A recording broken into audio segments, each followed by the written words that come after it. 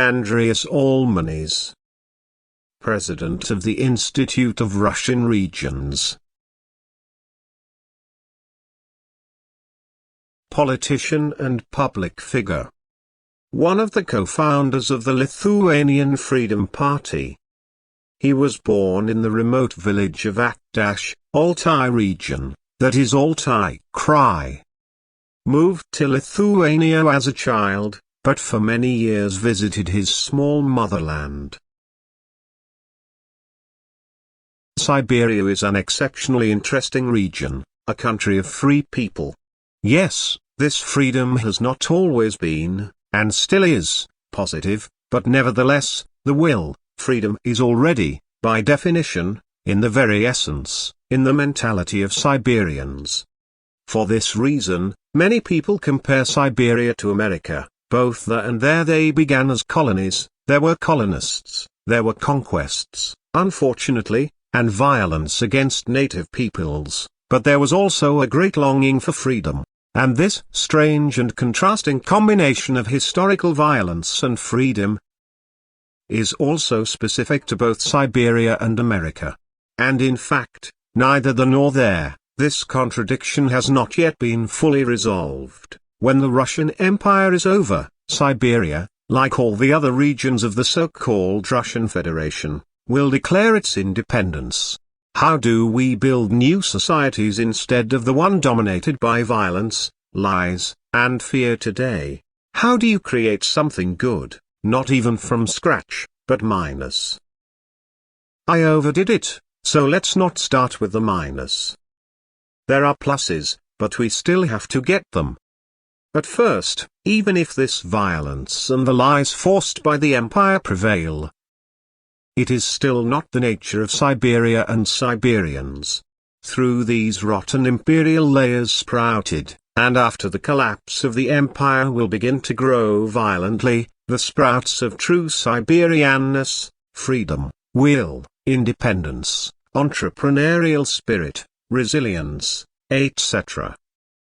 And Siberia will quickly be cleansed of this imperial decay. By the way, the same thing will happen in all the other regions of the so-called Russian Federation, which will declare their independence.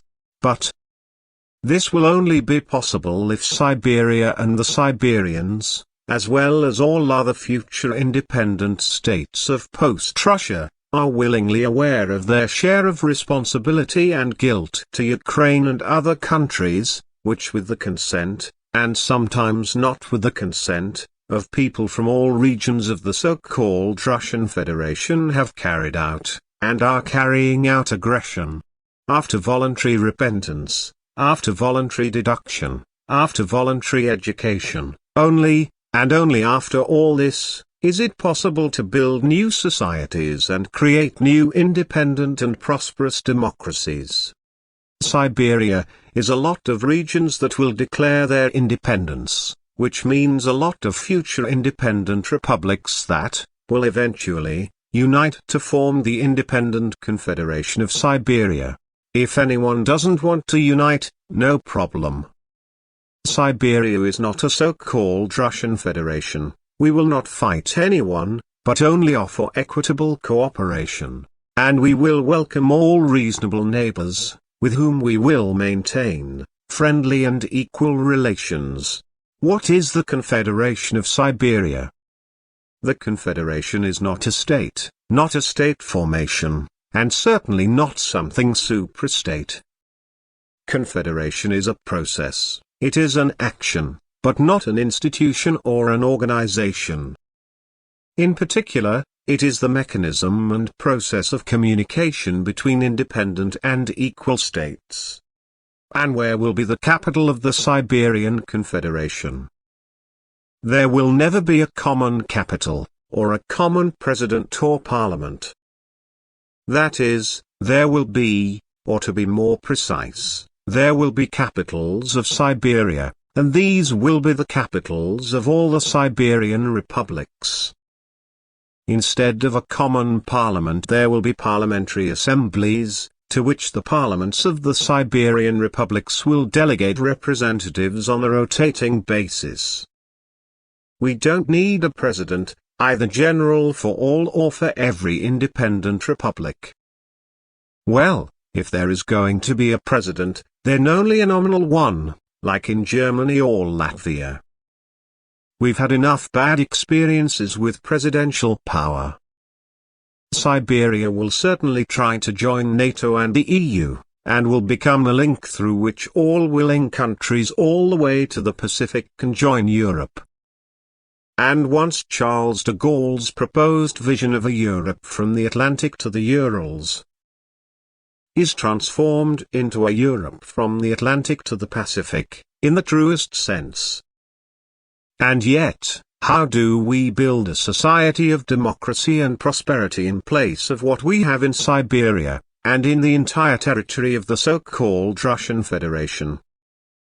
Some people think that such super tasks are impossible to solve, others trust in external management, or let's call it more diplomatic, external monitoring.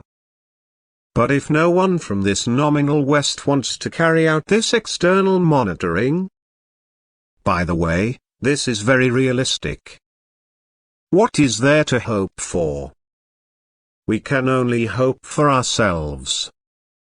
Since there is, according to Vitaly Ginzburg, a presumption of intelligence and conscience. Would you say that's impossible? Maybe. But there is no another way. The potential for intelligence and conscience in the potentially new states is great, especially when considering the citizens who have gone emigration now. Of course, the democratic world will help the new states, but we should certainly not think that this help will be like helping a young child in kindergarten.